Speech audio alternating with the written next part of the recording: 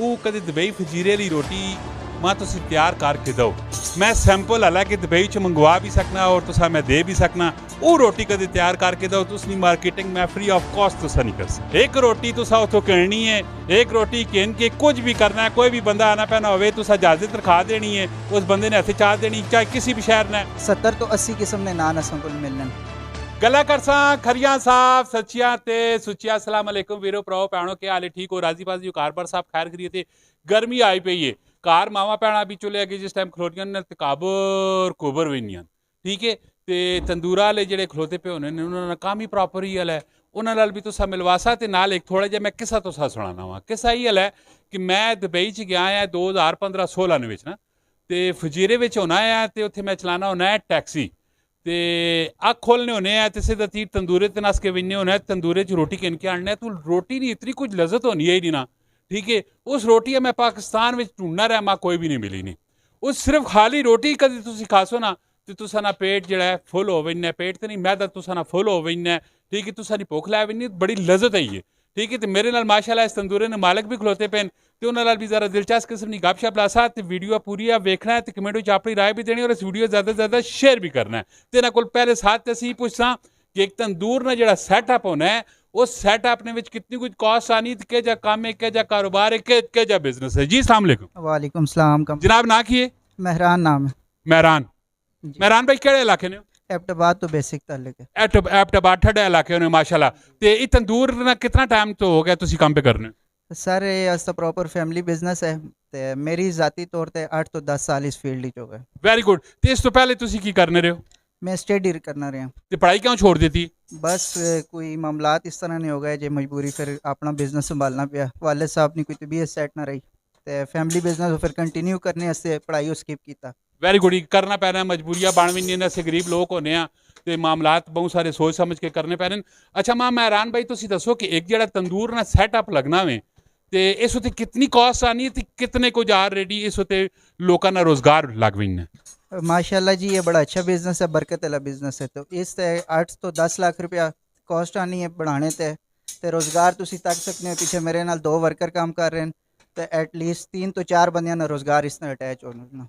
खर्चे मर्चे कट के एवरेज एक मोटी जी गल करना, हालांकि पढ़ते नहीं है चीज़ां होनियां तो एक पैसे मोटिवेशनल हिसाब से मैं तुसा कोल पे पूछना खर्चे मर्चे कट के आया कि महीने ने कितने कुछ पैसे बच वेने? जी अल्लाह ने शुक्र हो जुला कर कमरान भाई कार ना निज़ाम अच्छा चल जुलना 3 बंदे ना अल्हम्दुलिल्लाह। अगर नहीं फैमिलियां नहीं भी बचन तो फिर सारे ना अल्हम्दुलिल्लाह अच्छा निज़ाम चल जुलना। यानी कि 3-4 बंदे तंदूरे में अगर लगे पैन तो उन्होंने घरें ने किचन बाइज़त तरीके नाल चलने पैने, बिजली गैसा ने बिल अदा होने पैने, गमी खुशियां होनियां पैनियां, नहीं सारा कुछ होवे? अल्हम्दुलिल्लाह अल्हम्दुलिल्लाह। अच्छा मैं दसो कि तुसा कोल ऑलरेडी कितने कुछ किस्मां ने तुसा ने इस तंदूर ने विच नान लगने ते कितनी कुछ वैरायटी होनी? माशाल्लाह जी असन कोल काफ़ी वैरायटी है। आम तौर तुसा देखियो उसी तंदूरी सादा नान सादा रोटी, असन कोल चिकन दी वैरायटी है, कीमे दी वैरायटी है, पिज़्ज़ा नान स्पेशल जड़ा असन सब तो चलने वाली चीज़ है। उससे अलावा आलू अचारी, आलू नान, मतलब बेसिकली 70 तो 80 किस्म ने नान असन कोल मिलने। अच्छा मेहरान भाई दुबई फजीरे वाली रोटी मां नहीं पे मिलनी है, वो कदे ठहरो ना मैं तो आखा मैं कहना वो कदे दुबई फजीरे वाली रोटी मां तुसी तैयार करके दो। मैं सैंपल हालांकि दुबई च मंगवा भी सकना और तुसा मैं दे भी सकना। वो रोटी कदे तैयार करके दो, तुसनी मार्केटिंग मैं फ्री ऑफ कॉस्ट तुसा नहीं कर सकता। जी जी असन कोल मिलनी है। उसको अफगानी नान बेसिक तुसी शायद अफगानी नान की गल कर रहे हो तो असन कोल मिलना है। अफगानी नान भी मैं खा दिन। मैं पाकिस्तान में सारा नमक मंडी सजे खबे होते पतोते तले मैं खाने ना बड़ा शौकीन है, ठीक है। क्वालिटी वाला खाना तो थोड़ा खाना तो सुरथा खाना। अफगानी भी खा देने, वो अफगानी भी नहीं है, ठीक है। वो अगर 24 घंटे 48 घंटे उसा कदे रखसो भी ना, उसा फिर भी कदे चाह के वेखसो तो रोटी उसी तरह नरम भी होसी, जाकेदार भी होसी, बड़ी लज्जत किस्म की होसी। वो रोटी कदे तुसी आखो मैं मंगावा? बस मंगा दो चाहे असी में उस इंक्रीज करके ना एक वैरायटी और ऐड करके नहीं तो अच्छा हो जुलसी अवाम हो। क्योंकि मेरे लिए में जड़ आ रहे हो अफगानी नान नहीं एक वैरायटी होनी है, वो उस तो भी खस्ता उसी और काफ़ी चीज़ें ऐड होके तो और खस्ता अच्छी बन जुली है। मैं समझ गया तो उसका कंसेप्ट, क्योंकि असा ने ज़्यादातर लोग बाहर ने मुल्कों में सऊदिया दुबई में ही काम करने। Very good. सलीम सुनना पैना है ना, न्याजी सुनना पैना है, जेड़े जेड़े फजीरे में टैक्सी ड्राइवर भरा मेरी गल पे सुनने। एक रोटी तुसा उतो करनी है, एक रोटी किन के कुछ भी करना है, कोई भी बंदा आना पैना होवे तुसा इजाजत रखा देनी है, उस बंदे ने हथे चाह देनी, चाहे किसी भी शहर ने।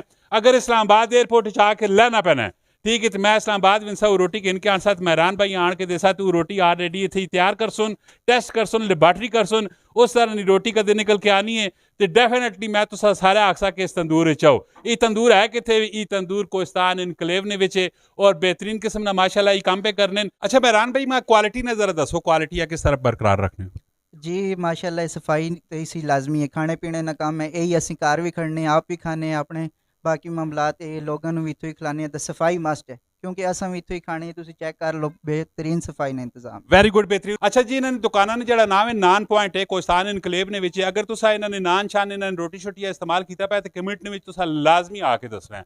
मिलने नेक्स्ट वीडियो अपना बहुत सारा ख्याल रखना है। फी अमान अल्लाह पाकिस्तान जिंदाबाद।